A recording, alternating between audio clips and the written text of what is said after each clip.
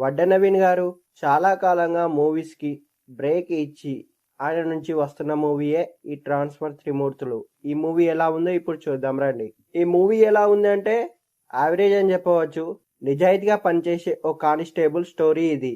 పెద్దగా అధికారాలు లేని కానిస్టేబుల్ తలుచుకుంటే బాధితులకు ఎలా న్యాయం చేస్తాడో ఈ సినిమాలో చూపించారు.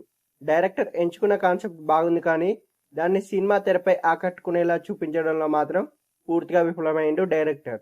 కానీ దానికి కమర్షియల్ ఎలిమెంట్స్ జోడించి వాస్తవానికి దూరంగా చూపిస్తే కథకి మనం ఎలా కనెక్ట్ అవుతామనేది తెరపై చూపించే విధంగా లేదు.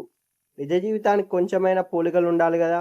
కొంతవరకు సినిమాటిక్ లిబర్టీ తీసుకుంటే ఓకే, కానీ స్క్రీన్ ప్లే మొత్తం అలానే నడిపిస్తే ఎలా? అయితే ఈ మూవీ యొక్క స్టోరీ అంతా ప్రారంభించడానికి ఫస్ట్ హాఫ్ మొత్తం సాగదీసిండు డైరెక్టర్. ఇక సెకండ్ హాఫ్ అయినా సీరియస్గా స్టోరీని ముందుకు నడిపిస్తే బాగుండేది, కానీ అనవసరమైన చేజింగ్లు ఫైటింగ్లతో ఐటమ్ సాంగ్లు పెట్టి ఇక్కడ కూడా సాగదీసిండు డైరెక్టర్.